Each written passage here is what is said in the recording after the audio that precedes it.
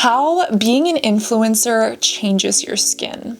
What my skin used to look like before YouTube. What celebrities used to look like before they had influence and access to dermatologists and surgeons and treatments. I feel like people don't speak about this, but having been in the industry for 10 years and seeing what happens behind the scenes and having the privilege to indulge in some of the free products and PR and treatments, but also being a medical esthetician who gets to work with doctors and dermatologists and see how these two worlds of online versus offline are so different, I feel like it should be spoken about.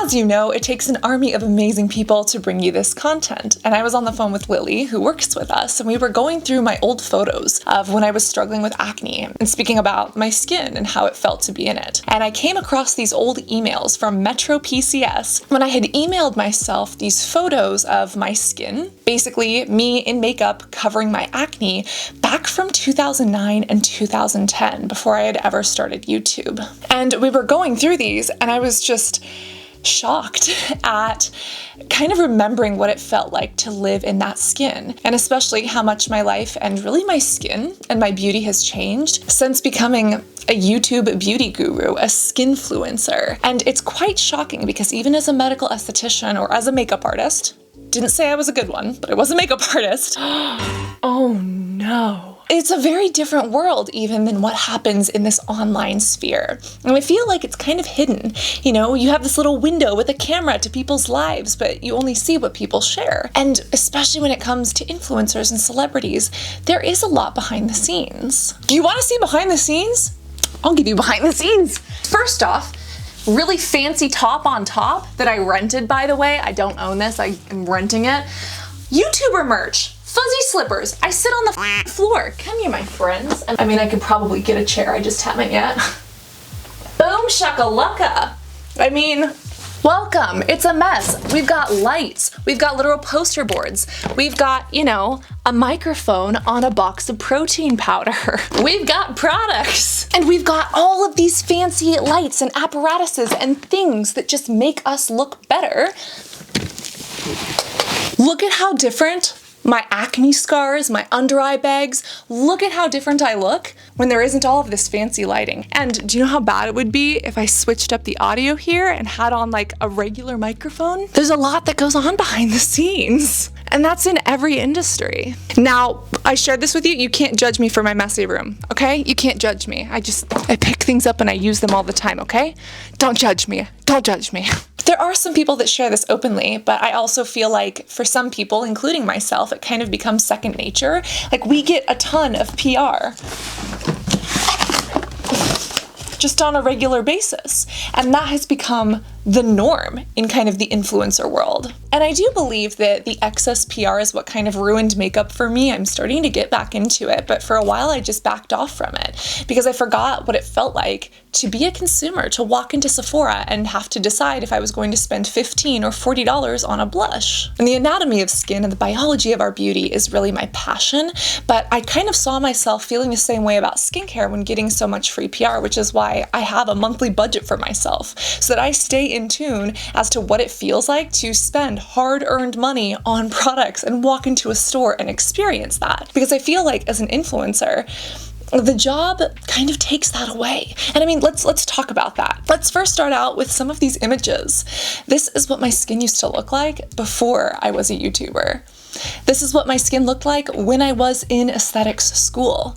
This is what my face looked like when I was struggling to both love myself and navigate the world around me. I don't talk about this often, nor do I want to, but some traumatic things happened to me, and for a short period of time, I was a teenage runaway. And some of these images are the makeup looks that I did to try to express myself, or the cosmetics I had applied to my face during that time. And I know that some people have seen that foundation acne routine that's like near 30 million views or something crazy like that. And, you know, a lot of people commented on how bad my acne was and how horrible it must have felt to be in that skin. And it was because of the way I treated treated myself. But that was actually once my skin had gotten better.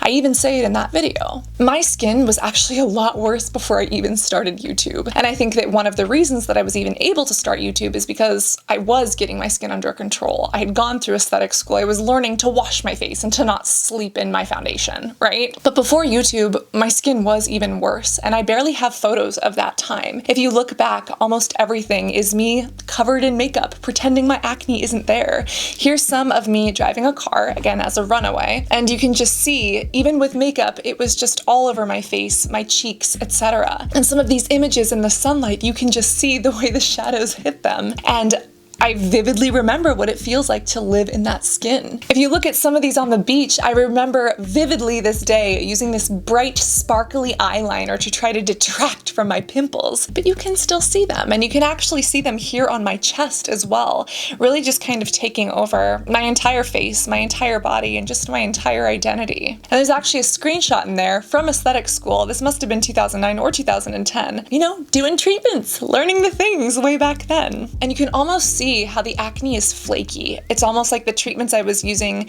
they were drying out my skin. You know, they were painful. And what's hilarious is that my eyeliner, my technique really hasn't gotten much better since then. But it's crazy to recognize how my skin has changed since getting on YouTube. Because in those moments, that's what my skin had looked like for the previous 4 to 5 years. That's what I went to high school looking like. That is what I covered my face with every single day to try to get by before I really perfected my routine, layering multiple things, really making sure that I had layers upon layers on my skin to try to cover up the texture of these blemishes, which eventually led me to being able to model. Don't get me wrong, lighting in Photoshop had a lot to do with that too, but it was the layering of different textures of makeup as well as color correction, lighting in Photoshop that even allowed me to do that. When I first got on YouTube, my focus was not skincare. My focus was definitely makeup. I was trying to cover or hide a problem. But there were a lot of skincare products that I was using that weren't necessarily the best for me. I had already been through aesthetic school, but as I'd mentioned before, that was kind of also a journey because we were taught that natural was better, and that was something I believed until I really started working alongside and with doctors and dermatologists. I remember being at the EADV, it's a dermatology conference in Europe. It was in Prague at the time, and speaking, you know, to this panel of dermatologists who wanted to learn more about the patient-doctor relationship,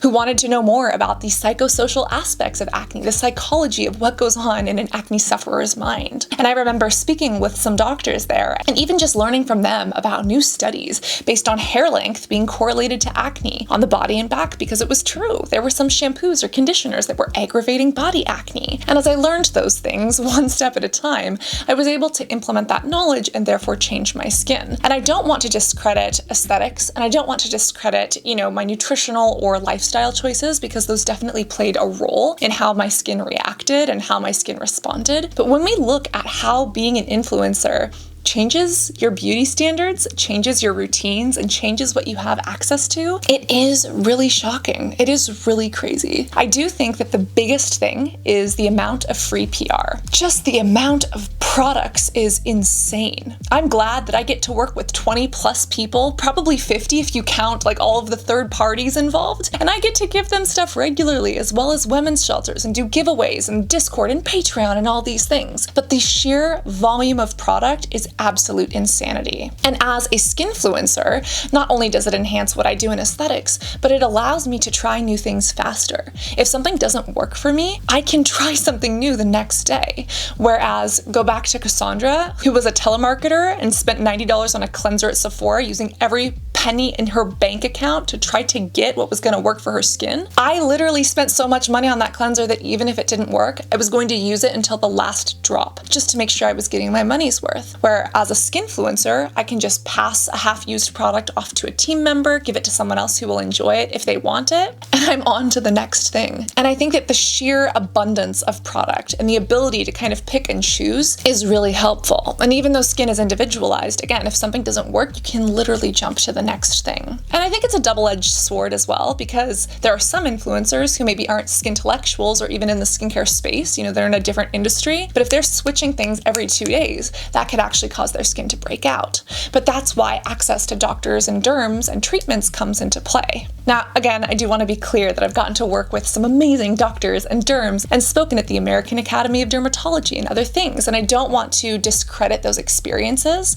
but even outside of those, let's speak about influencer culture in general, not a medical esthetician, not someone who works in this industry, but just influencers. Even if you've never worked at a derm clinic, influencers have access to top-notch doctors, surgeons, people who want to literally put things on and in their faces. Think about a medical aesthetic or a dermatology practice. This could be the best derm in the world, the best injector in the world, but if nobody knows about them, they're not going to be able to do their amazing work on hundreds of people, right? There are many clinics, doctors, dermatologists, companies, franchises, etc., who will find influencers, literally give them free treatments or pay them to get treatments like lip fillers or Botox just to have them posted online. Sometimes that is a sponsored post if it's a post in exchange for, lip filler, but other times it is done under the table, a non-surgical nose job. Look at this person's Botox, look at what treatment they're getting done. And when they @tag that doctor or that clinic, it helps to bring awareness and therefore engagement, customers, and traffic to that practitioner that wouldn't otherwise have that reach. And I do want to be very forthcoming about this. I don't think this is a negative thing. It makes sense. If you have a great service and nobody knows about it, you can't help. Simultaneously, I do want to be clear, I have gotten things like free facials, I've gotten little treatments here and there, but I have never had anything intensive done to me. That's a personal choice. But anything like a chemical peel or a laser, I have either paid for myself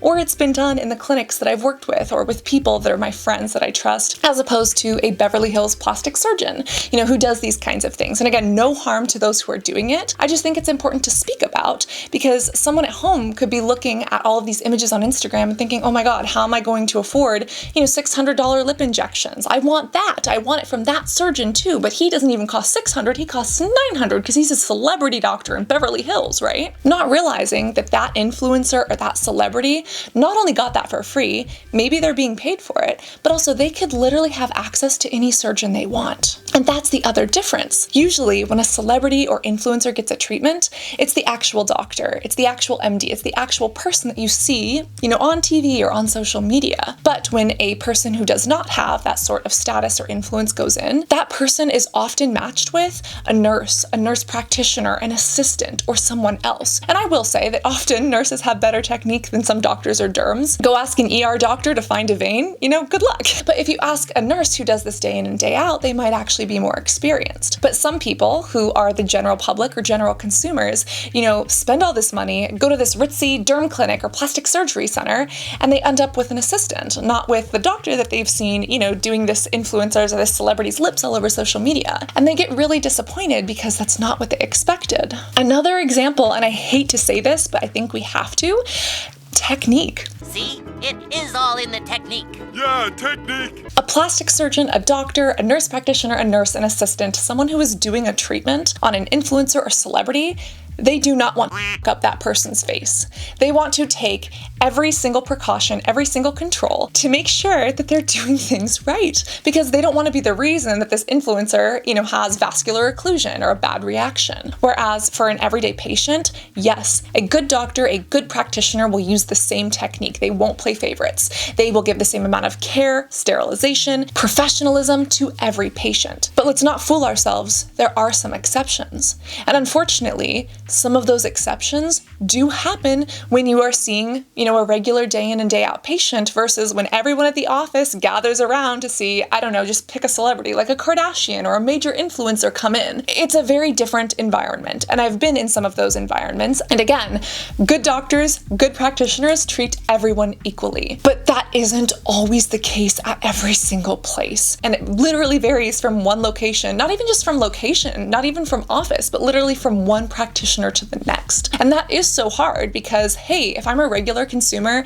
and I'm just coming in for a little bit of Botox here, I want that doctor to treat me, the regular consumer, with the same amount of caution and care that they would this major celebrity. But if there's not that healthy amount of fear, the way Dr. Heidi Goodarzi puts it, if you don't have that healthy amount of nervousness as a practitioner and you're just like, oh, it's just another patient, you'll be more relaxed, which is kind of good, but you also might not take that same amount of precaution or care, which in very rare instances could mean a completely botched treatment, it could be a subpar treatment, or it could just be a treatment that doesn't look as good on that person as it did on said celebrity. And then I don't feel like influencers speak about how different an influencer job is versus a 9-to-5. A 9-to-5, you have work hours where you are on and you are off. In the influencer world, it is like a constant spin, and especially if it revolves around beauty, around makeup, around someone's appearance, like imagine a Kardashian, there is no on or off time. They are always on. Someone else is controlling their schedules, what they're wearing, what they're looking like, what they're eating. But they are also under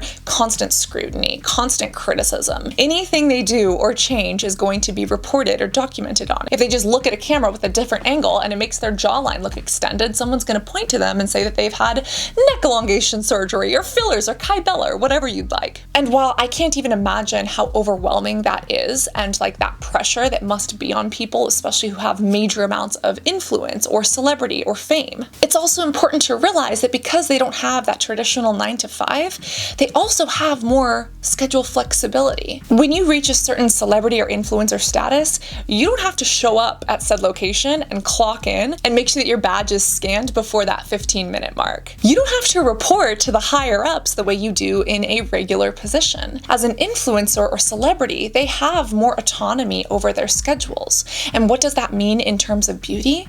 It means that they have the time to get treatments and procedures and follow-ups. Do you know how long it takes a regular person who is not using influence to get a medical appointment, to get that cleared by insurance, to find a time on their schedule where they can take a day off from work and go into the derm clinic if they want to do a little something something, a jab, a poke, a treatment, a chemical peel even, whatever. That takes so much time. Good luck getting it covered. Insurance is going to come back 6 different times. If you don't get a referral because you have an HMO, it's going to be a nightmare. We could have a rant about the insurance system in America and in California. But I digress. Imagine what it's like for an influencer or for a celebrity. If they have autonomy over their entire day, they could literally wake up and decide, I'm gonna go get a treatment. And when you have that sort of schedule flexibility, you could literally go in every single week for something. Now imagine you're doing something like Botox. You want it to look natural. You could get the smallest amount of Botox injected into your face once a week, once a month, let's say, and have that look natural. And you could go back and do that routinely so that you don't wrinkle, but your face doesn't look plastic. Now imagine someone who can't get that time off more than once every 6 months because the clinics aren't open on weekends and blah, blah, blah, blah, right? If you're buying a full amount of Botox, you want to use that full amount. Why are you going to throw, 75% of it away? So a lot of practitioners will inject that full amount into people, and that's how you get that frozen plastic look that unfortunately is all too common. But it's because someone can't go back every single month the way a celebrity or an influencer can. And just that sheer autonomy over someone's schedule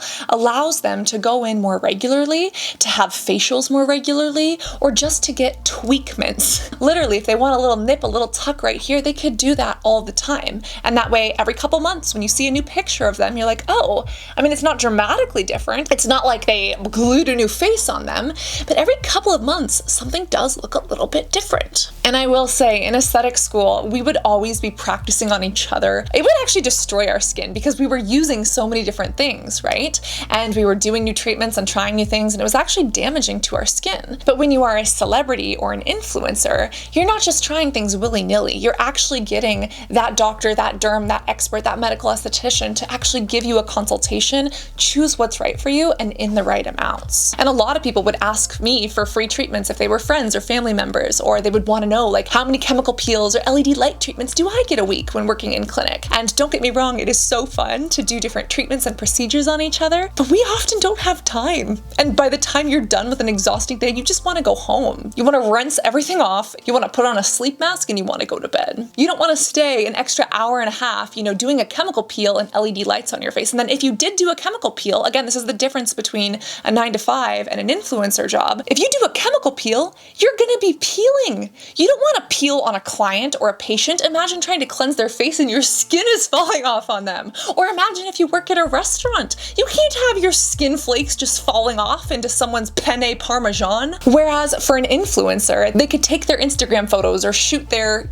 reality TV show. They could literally buffer out an entire week where they could have a nose job and be bruised and swollen. They could literally have a chemical peel and be peeling their face off. And for multiple months, they won't have to be seen the way someone who doesn't have that influence can't avoid. And then the major thing is the accessibility. Whether it's the accessibility to products or it's the accessibility to experts, literally at the snap of a finger. Even the accessibility to customer service. As an influencer, if I have a problem with a product, I can literally email someone, my team member can call someone up and say, hey, XYZ happened to this person's face, and they will jump over hoops to help you. It's like when the doctor says jump, everyone else says yes, how high? It's literally role reversal when you are the influencer. But again, I told you I have a monthly budget to keep myself in consumer mindset to know how it actually feels to be a customer, because I don't want to lose that the way I did for makeup for a while. And trust me,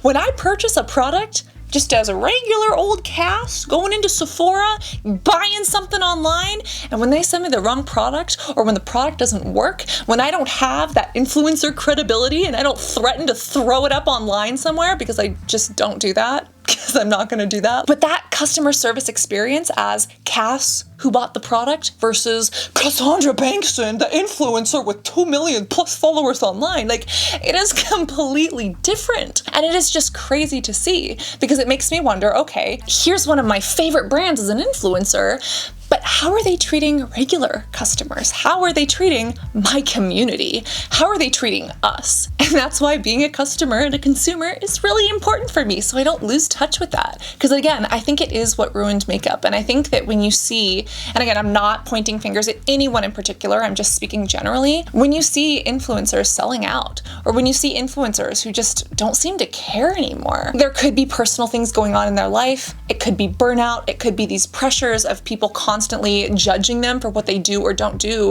with their bodies or their faces or in their relationships, right? But it could also be that the fun was taken away. They no longer know what it's like to go be a customer. They can have anything they want, so there's no chase. And also the new trends are overwhelming. I think that's the other major difference, is that in aesthetics and in medical aesthetics and dermatology and clinics, it's not trendy. It's like, hey, what's going on? What's the diagnosis or the field diagnosis? What's the condition? What's causing it? And what's the best thing for overall skin support and health? Whereas in the influencer world, it's what's trendy? What's popping off on TikTok or Instagram? What's the ingredient of the year? Ooh, what is this celebrity saying? And it's almost this much more vicious cycle that can be fun. Again, roller coasters are really fun, but if you're on a roller coaster every single second of every single day, you're gonna start to feel sick. And I feel like that's what happened to me in makeup. And I feel like, I've had 10 years to understand that and to learn from it and to work through it, and to a lot of therapy and a lot of personal work on my own self-esteem. But I feel like there are some influencers who haven't gone through that, or who are new to it, or just don't know how to navigate it, because there's no guidebook for this. And I'm not trying to complain, because there are many, many perks that I do not want to discredit. There is so much privilege that I get to benefit from, and I am very grateful for, and I don't want to take that for granted. But at the same time, there is always a negative side to things. And I think that some of that I don't care anymore, or that selloutness, or just that lack of interest, I do wonder if it comes from kind of being chewed up and spit out by an industry, or kind of having everything at your fingertips and then realizing, oh, now that I have access to everything, that isn't what I really wanted. Imagine if you could have everything you want all the time.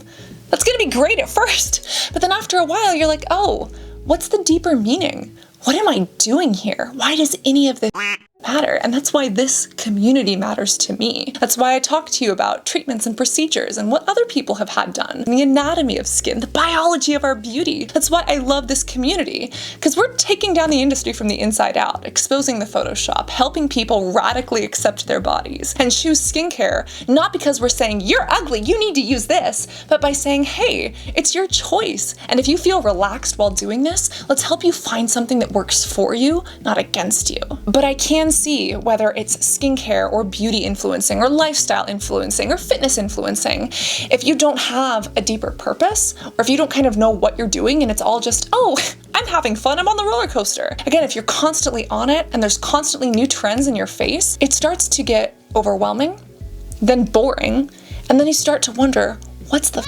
purpose of all of this? And again, that's why I love skin. I'm fascinated by literally the microorganisms, the colonies, the literal kingdoms that we share our bodies with and our environment and our world with and our society with. And that science and chemistry, the more you learn, the less you know. And it just goes and goes and goes. And for me, makeup is beautiful. I love other people who do it. I think they're so creative, but I am not the most creative person. And I do think that what happened to me in the makeup industry kind of killed my love for it in a way. And it kind of made me that influencer who just didn't care anymore, because I was like, what is the deeper purpose? For me to wake up, wear a designer lipstick, wear a purse that I went into debt to buy, and get some privilege and like look good for the day? Like what does that do for society? And I just got super burnt out. And again, I can't speak for others. I don't know what others are going through. I'm just guessing. But when I look at how the last 10 years has unfolded, and when I look at that in the influencer world versus in clinic or as a regular consumer, these worlds are very, very different. Yet because influencers like myself sit here and share our lives, through a camera, feels like we're friends, right? Like I could reach out and hug you and vice versa. But I don't think that people always get to see everything that does happen behind the scenes, or how those lifestyle differences really are different, or how those things work. And I think that influencers and celebrities could do a much better job of trying to know what it's like to walk in someone else's shoes, trying to let go of your privilege and your bias and all of these things that we as humans naturally have, or that are endowed upon us, just to try to be more sympathetic or empathetic towards others. But I also think that for people who don't have that influence, knowing what happens, remembering not to compare your life to someone else's, because they have different privileges, different abilities or contacts that we can't always even imagine, but they also have different stressors or pressures, or a lack of privacy, or a lack of time, or just a lack of cognitive functioning that I don't think a lot of people who haven't been there could really understand or fully empathize with. I mean, I probably shouldn't say this, but like imagine what it's like to have some very, very creepy people first threaten you, then send you weird, overtly sexual pictures, and then take photos of the house that you used to live in and email it to you on a daily basis. And then to call the cops and they say, oh, well, unless he shows up, you can't do anything about it. Like, that is terrifying. Imagine your family members being targeted, people who don't want anything to do with your job being targeted, death threats because of something that you said, or somebody who doesn't agree with you. It is insane. And I don't think that a lot of people who maybe watch influencers or celebrities online realize that part of being that influencer or part of being that celebrity kind of comes with you putting yourself out there for the world to criticize, to tear apart, or to compliment, but also to tear apart. And it doesn't give someone the right to stalk or harass or, violate someone's personal information or space. But that doesn't mean that it doesn't happen. And for every single time an influencer or a celebrity continues to put themselves out there, they have to know and be aware that that is a possibility of something that could happen. Like being followed home from the place that you work, being followed home and having to take different routes from the freeway because you're terrified, and this car keeps on trailing you even when you go back on your old route. Like, it's a lot. But also, I think that people should know you get a lot of free.